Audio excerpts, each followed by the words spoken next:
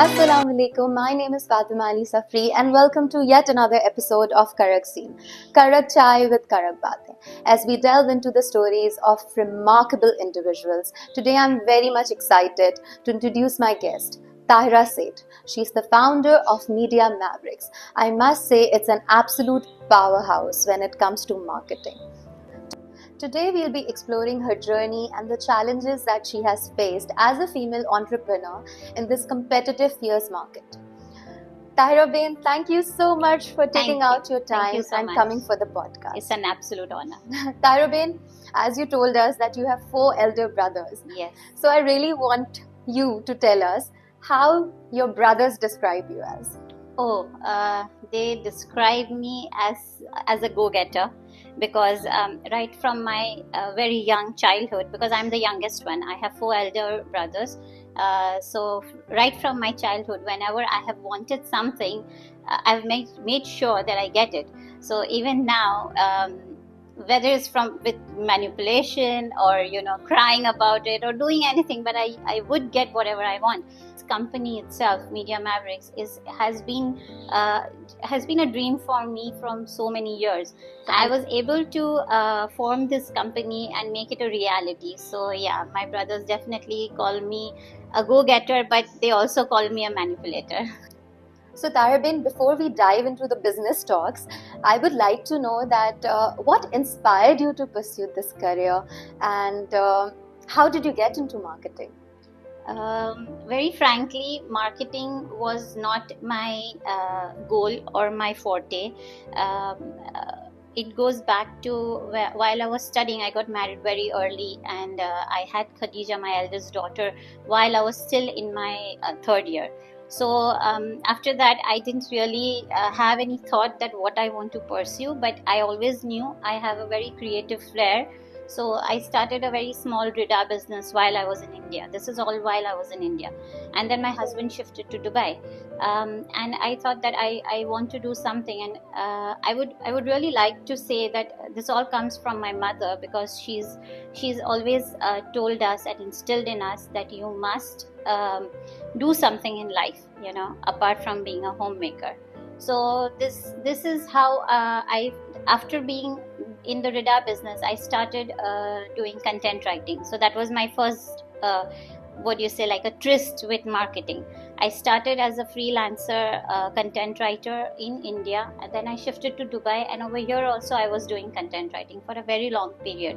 And then there was the social media boom, and everyone started adopting social media into their marketing strategy, and that is when I realized that there's a nice opening over here where I can channelize and build my own job profile. So this is when I thought that marketing is something that I really need to look into, and that's how I stepped into marketing. Wonderful. So it's so inspiring that Hamara elders, they always play a major role, Yes. Sometimes to inspire us to pursue the major things that are going to happen in life. True, that's true.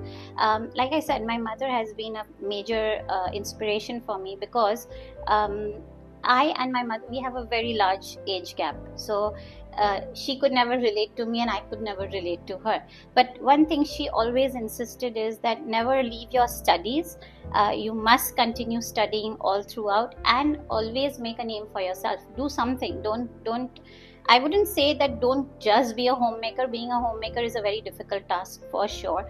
But she always wanted all of us. And I'm very proud to say that all my bhabis, they all are working and are at amazing positions in their respective fields. And they all are still studying. So that is something that I look up to in all my family, my bhabis, my mother, and everyone. Tahera Bain, as you mentioned that you were working from home, tame kafi years job ke di, and now mashallah you have a big company, Media Mavericks. So please, we want to know the journey ke tame job si pachi mashallah itnu muttu firm kim built ke to. I would say I've been lucky enough to get the right people at the right time of my life. Like you mentioned, I was doing a job. I was freelancing for a very long period. I am in Dubai from the last 18 years. So I was doing freelance work for different companies, and then like I said, that we stepped into social media. So I was a social media manager for another company, but I was doing work from home. And then I would say that Media Mavericks happened because of SBT tournament. As you might be aware, SBT is a yearly cricketing tournament that happens within our Bohra teams across the globe. So it happened twice in UAE, and I was part of the media team at that time. And that is where I met all the like-minded people. And once the tournament ended, we decided to come together and start Media Mavericks, and that is how I started Media Mavericks. Wow, amazing. So which year are we talking about? This was 2019. No, this was 2018, and we started Media Mavericks in 2019. Mashallah. My major helping hands would be my partners when we had started. Now I run the company alone, but when we had started the company, I had partners with me. Okay.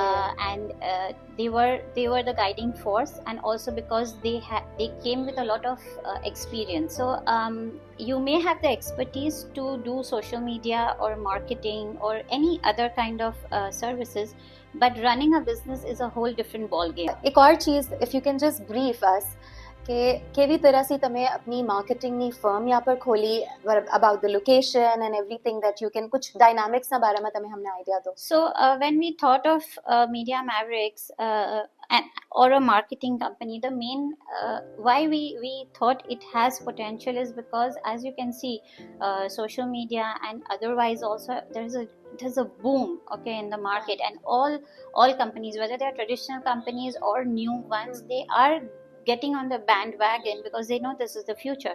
And that is how when we started this company, we were very focused on where we want to place ourselves. Do we want to take up any work or anything and everything that is coming our way, or do we want to position ourselves in a certain bracket? Correct. So as for the location, I think so we looked in many places, but our main focus was ease of traveling for the partners, because we have to meet regularly. So what is the middle ground? And also, but it should be professional enough. We don't want to place ourselves in an area, and in Dubai it's very common, if you're not in an area which the client perceives as proper, they might not be interested in working with you. So from the idea to sitting in the office, how long did it take? I would say 6 months, 6 months to 8 months. I've been very fortunate to find people who have helped me throughout this journey. You know, they have literally held my hand and helped me through it. But I would say 6 months is when we finally got into the present office where I am. This office is there from the past 5 years, right from when we started. So it was a period of 6 months where we found the office, we found the staff, the right people to be on board. We did the interiors, and we were in our offices and on our chairs. So it was a very proud moment for us, because this is something that I've always just thought about, but I didn't know if this dream would actually become a reality. Tahera, been talking about your business, how do you go about targeting your clients and reaching your ideal audience? Reaching the audience, I would say, is not a single path. It's not like you are doing Google ads and you are going to get your audience, or you are doing social media and you're going to get your audience. I strongly believe, and that is what we have seen over the years with all our clients, that when you want your target audience is everywhere. Consider all of them your audience. So how are you going to attract each one of them? So you have to take a multiple approach, where you do social media marketing, you do ads, you do SEO, you have a proper website. And one thing which I realized much later, I would say, is networking. Networking is extremely important, especially in the Dubai atmosphere, because what I've seen is that even if my work is good and even if my prices are less, they might not be interested in working with you because they cannot trust you. They may see your portfolio, but they don't know whether, because unfortunately there are a lot of marketing companies over here who have done such things, showcasing work of others, saying that this is our work, and then when the contract is signed, they don't deliver. So a lot of companies over here are very skeptical of going through with anyone unless you have come with a reference. So I realized this much later through my journey, and now I focus a lot on networking. I'm part of a lot of networking groups, and I make it a point to go mingle with people, talk to them, show them my work, and also help them. And networking is not just one way where you're selling your product. Correct. It has to be a two-way process where you are helping them, and then in return they'll help you. When a major brand with their product comes to you, how does the process look like? So when a brand comes to us, the first step always is to do research about the brand. Okay, you may think that the brand is big enough, you know what they're doing, but most of the brands have multiple steps, and we have to look into what all marketing activities they have done previously and what has worked for them, because that information from them will help us to formulate our marketing strategy. Once we have that information, once we have done our research, then it comes to competitors. What are the competitors doing and what is working for the competitors? If there is a certain style of marketing which is working for the competitors and the present client has not adopted that, we help them adopt that strategy so that even they are able to reach their target audience. Once we have done all the research part, which takes, depending on the size of the company and the kind of work they do, because you could be a retail or you could be providing a service. Based on that, we do our research and then we formulate a whole marketing plan which we share with the client. They go through our plan, we sit, we have a discussion where they may approve, they may not approve, or they may want to add a few more things to the plan, and we formulate the entire strategy, and then we start the implementation phase. Now in implementation phase, again there is a lot of testing. That, for example, this is the style of marketing we are going to go with, and we are going to observe the results. If the results are good, and if the client says that yes, I am getting what I was looking for. Always it is not about sales, always it is not about leads. Sometimes it is about brand recognition, sometimes it is about brand awareness, because if it's a new brand and they want to get into the industry, into the market, they are more looking for brand awareness and less for sales. So depending on the KPI, we present our reports and then we formulate the next step. Okay, lovely. So I feel marketing companies, they really play a major role, because आजकल तो marketing ना बगैर तो कोई चीज नहीं, तुम्हारा product कोई ना पता ही नहीं चले. Definitely. If a brand claims that we are not doing marketing, don't believe it, because it's not possible. In the present business atmosphere, you have to do marketing. And when I say marketing, I don't just mean social media. This is a misconception in people that even for brands, when we talk about marketing, their focus is social media. But that's not the case. Social media is just a part.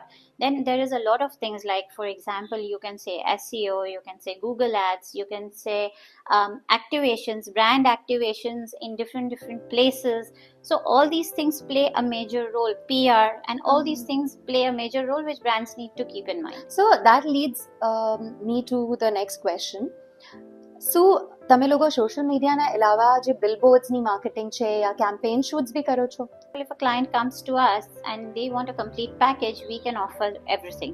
We have in-house teams for videography, photography, social media marketing, SEO, Google Ads, everything. And then when it comes to billboards or PR, we have our tie-ups with a lot of other companies who can help them in this. When it comes to influencer marketing, there is every brand obviously wants a big influencer. Why not, you know? But then they don't have the spending capacity for that, which I always explain to all my clients that you don't need a big influencer on board. You need macro influencers who have a very genuine following. That's with true. Them. And when this macro influencer says that I have tried so and so, you should buy it, you can rest assured that their very small following is going to buy that. So whether it is Khalid Al-Amiri, who is so famous, or it is someone really small time, depending on what the product or the service is. Sometimes you don't need a big influencers. You need someone who is going to give you results. So that depending on everything is in marketing, everything is very dependent on what service or product you are selling and what is the target audience. Based on that, the strategy is formed. Right. So आजकल तो घना influencers they buy Yeah, the followers. many. So इन्हें तुम्हें लोगों केवी तरह से देखो छो? We have our tools. We know who is, there are many tools which will help us to identify whether this influencer has a genuine following or whether they have got fake followers or fake likes or fake comments. So people, what they do is they look at the follower list of the influencer, the number of followers, and then they want to try and buy the things which the influencer is promoting. This was the case, you can say, 5 to 6 years back, but now the general public is smart. They know that these people are buying followers, so they see the engagement. Now in engagement, so what did the companies start doing? They created bots which would give fake comments, but those are very obvious. Now general public is not dumb. When they look at the comments, they know that these are fake comments. That's true. So influencers definitely need to understand this, that your engagement has to be natural, it has to be organic. And in case of our company, we have our tools in place where we can identify whether this influencer has actual engagement and actual followers or whether they are fake. So we try and not get those influencers on board because it affects negatively. What happens is that when we are running ads, apart from the influencer campaigns, when we are running ads and when we have such influencers on board who are, we are doing collaborative posts with them, what happens is that the algorithm reads that these kinds of followers are what is getting engagement, and they show our ads to such fake followers, and that is just waste of our money. It makes no sense to run ads then. So that's why we have to be, as a marketing company, we have to be very careful that which influencer we are taking on board. Sahi. So the brands wants their products to be promoted by the influencers. Have એવું થઈ ગયું કે હવે even as me being in the general public, મને એમ લાગે છે કે આ લોકો હવે ફેક એડવર્ટાઇઝમેન્ટ કરી રહ્યા છે, રાઈટ? પેલા ઘણું આમ natural હોતું હતું. Yes, definitely. And we are seeing this trend where you could say the influence of the influencers is going low. True. Now people are not blindly agreeing to what the influencers are saying. I would say that the younger generation is very smart now. They know that this is fake and this is not fake. I would go on to say that sometimes even I am not able to identify, but my daughter is. So she comes from a younger generation and she's able to point out that this is definitely fake. So I hope influencers understand this and they stop doing this fake influencing, and they give, because when it comes to money, so if I am spending money on something that you have recommended me, correct, I want value for money, and when that doesn't happen, the next time I'm not going to agree to what you are promoting. True. So, yeah. And they also charge, right? They charge a lot. Oh yeah, definitely. So influencers could be people who are going to charge you, or they might do a barter with you where you provide your services to them for free and they will promote your brand. To a very large extent, what I have seen is that such influencers who do barter have very genuine following, and they are able to give us the results that they have promised us. Yes. So influencers who are charging a lot, and there are lots of them, they have a following of people who are not going to buy what they are promoting. They are more interested in the influencer himself or herself. What is her daily routine? What is she wearing? Where is she going? So the whole influencer marketing scenario has changed considerably over the years, and right now it is, I think so, influencers need to be aware of where they stand. Talking about small businesses, अपनी community में कितना आया ladies share, they have just started their new ventures. Yeah. What is your advice for them when it comes to marketing? How they can pitch their beautiful products or their creativities to the viewers or the consumers? One, it's excellent that our community women are really becoming entrepreneurs. Whether it doesn't matter whether it is small or big. It's amazing that they are taking the step and they are getting involved. when it comes to marketing, you not always have to spend a bomb. It is this misconception with people that, oh, marketing means I have to put money in this, I have to put money in that. That's not the case. The main thing is to be consistent, whatever you are doing, in whatever form you are doing. So if it is a product and you are showcasing it on your page, make it a point to do it regularly. If you are regular, your audience will, one, that it will grow, and the second thing, they will notice you. Maybe I may not need your product right now, but when I see it again and again and again, I will have it in my mind, and when I actually need that product, I know where I have to go. Right. So it is very important for all our moving in Tahera, okay, when they are doing their marketing, doesn't matter if the photo is not good. I know that a lot of people, get discouraged, photo fine natti, doesn't look proper, the angle is not right, the lighting is not right. That will follow suit. It's okay. You first start doing it, and slowly over time you will know what you want exactly. But consistency is definitely the key. So what is the chance that, if these people are posting a lot and the people would think that, this over spamming and they unfollow? Yeah, that could happen. You're right. But that's why you need to find the sweet spot. I would say that posting at least 3 to 4 times in a week is ideal. What happens is that as a consumer, I know that this person will be posting in a day or two. But if you post 5 pictures every day, I might want to unfollow you. Like, I don't need your product. Why when I need it, I'll come and check out your this. But ideal is 4 in a week. And even if you're doing every day, but if your product is unique, and again I say this, that don't only focus on your product or your service, you must also give something extra to your audience. So let's say that it's a Rida, someone is making Rida. Don't just showcase your Rida, show the process behind the Rida. How is it done? What are your how do you find the materials? What do you do for the lacing? What do you do for the work? So when you show all these things, I am able to trust your brand. Correct. I know there is a process behind, and it's not just taking from someone and selling it to me. So all those things matter, and we have seen that in a lot of Rida brands, where when they are showcasing the person behind the brand or the process behind the brand, it definitely grows a lot. So in Instagram, everyone knows there is analytics. It is a feature, but how many use it? Frankly, I don't think so anyone actually bothers to go there and check their analytics.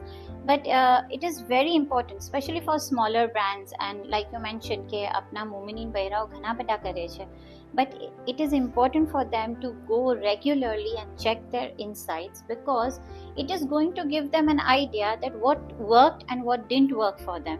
Some reels go viral, some pictures get more likes, somewhere you'll get more questions or engagement. So you see what was working for you, and then you decide what you want to post next. Don't just keep posting thinking that I'll get engagement.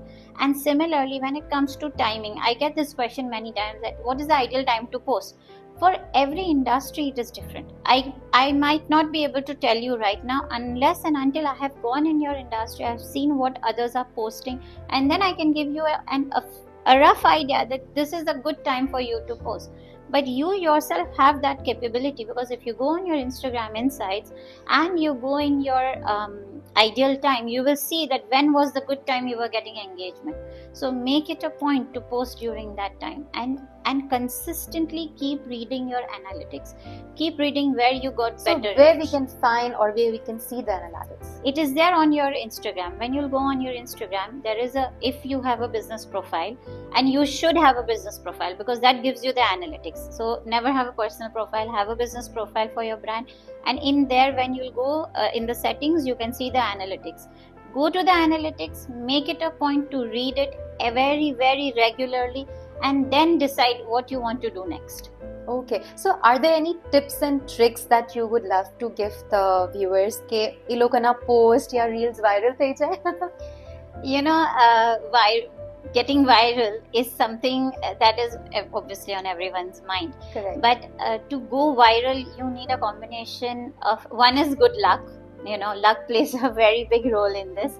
And you need to do proper tagging. Tag the right people. Tag the right outlets which might check out your reel. Okay, if you have something like that, which you can. Correct. Also, you must tag your peers. So what we always think is that it's competition. Why should I tag them? That's not the case. Tag them. They will also. And what happens a lot of time is that when they see that, oh, this reel is good, they will want to make something similar. And that is also how reels can go viral, because if they are making something looking at your reel, everyone will want to go and check out the root reel, that from where did this start. Apart from that, I think so the concept is very important. Have a very nice concept in mind if you want your reel to go viral. And by concept, I don't mean a very sophisticated storyboard. That's fine if you don't have, but an idea that will set you apart from the rest. And all the reels that have gone viral, which I have seen, have not been a very sophisticatedly shot reel. It has always been something very sparky, funny, and something very on the spot. So come up with such ideas, and that will definitely go viral. So अपने जब Instagram खोले हैं, and when we check the search bar, वहाँ पर अक्सर reels आवे छे. So how can I get my reel to be there when people consistency search? Again, it all comes to consistency. How consistently are you posting? Instagram algorithms unfortunately have changed a lot, and I would say that it is not something too easy to crack. It was before. Hashtags was one of them, but now even hashtags have become redundant. Whether you put, you don't put, it doesn't matter. So your keywords are very important. When you're writing your caption, make sure you write the right keywords based on which, so whatever your business, so put those keywords in the caption. So how do we identify these keywords? Check your competitors. That's the best thing to do. That what are your competitors doing? Especially those who are growing, Yes. What type of keywords they are using? What is the content they are using? I wouldn't say copy them, but I'm just saying that having a base, when you see someone doing something, you know what you want to do then. For example, for Media Mavericks also, when I say that I check out my competitors, I check out those people who have made it really big. So I see what is their strategy, and I'm going to try and inculcate a few things from their strategy. So I don't mean my peer, I mean someone who is much more larger than me. So I know that, okay, they are successful, so I have to find the right thing, what they have done, and apply it to my company or my business. Okay. Arabin, so you do influencer marketing. So what does the procedure look like? तुम्हारे पास कभी एवा scenarios हुआ कि influencers खुद तुम्हारे पास आवे and they are willingly they agree to do the brand promotion for you? Yes, definitely. On our Instagram, on Media Mavericks Instagram, we get a lot of such messages from influencers who want to be an influencer for our clients, because they know we are a marketing agency. We obviously have a lot of clients, so they ask us that do you have any such opening. So what our procedure usually is that we ask them for their analytics. So what is the reach you have, what is the impressions you have done, how many followers you have. I would like to clarify that followers is not the only criteria. It's not that if they have 400,000 followers only, then I'm interested in them. It's not the case. Even small influencers contact us, and I have worked with many of them after going through their profile and after going through their analytics. One thing is that if there is an influencer who is interested to work with us, they should always have their pitch deck ready. So a pitch deck is basically where they have written what genre they are doing, as an influencer. There are beauty influencers, there are food bloggers, there are also service oriented ones. So depending on what is that you are looking for, you should have a pitch deck where also you have mentioned all your analytics, all your information, so that it's easy for agencies like mine to go through it, gauge whether you are good for us or not. And like I said, I have a whole bank of such pitch decks.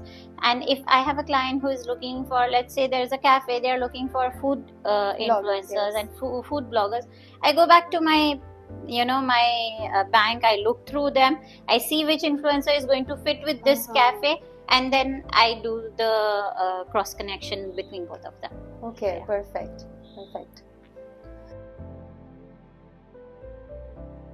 Tarabin, while I was going through the Instagram page of Media Mavericks, I really liked this post where it says how people think business success is measured and what success actually looks like. So can you explain that?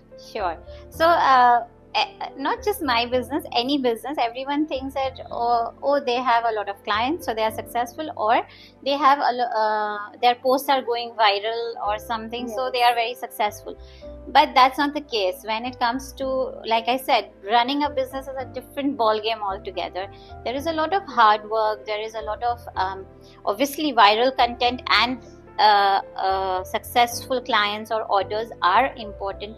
But there are a lot of other factors also. Are your employees happy with you? Do you have the right staff, the support staff with you? What about your family and home life balance? Is that right? So there are so many other factors, and when they all are at par with one another, then you can say that you are running a successful business. Correct. But just having a lot of clients does not really mean that, or having a viral content does not really mean that those are the only factors. There are lots of other factors. Tahrabin, as we have reached the end of our show, we have talked a lot about influencers. So in your case, who are your mentors? Who influence you? First and foremost would be my mother. Like I said in the start, that my mother has always been a force to reckon with. We call her the Iron Lady in our house because she has been strong throughout. After that would be my husband, because he has been a rock for me, especially because when I started Media Mavericks, my younger daughter was very small. She was just 2.5, 3 years, and I wasn't sure if I'll be able to manage everything. So he has been that. And the other two people, my ex-partners, Yusuf Bhai and Murtaza Bhai, they have been absolute mentors for me, because even now, whenever I am stuck in something, I don't know what to do, I'm not sure which direction to take, whether it is business or whether it is creative, I always rely on them. I just have to pick up the phone, call them and talk to them, and they will definitely give me the right advice. When it comes to marketing, I think so Zomato does an absolutely amazing job. I'm the fan of their marketing strategy, because whether you look at their social media or they look at their emails, or even the push notifications that come on your phone, they are so innovative in that, and they come up with such quirky lines that you are compelled to open the email and check out what are they talking about. Even if you don't need that service or you don't need that offer, you are compelled, and that is what is good marketing, where you are compelled to open and see what it is. True. Great.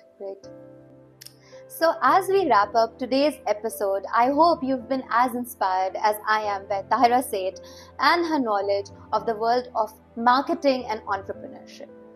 Please follow, like, share Media Mavericks and Karak Scene and the Royal Shop on Instagram. Until next time, this is me, Fatima Ali Safri, signing off. Ma salama.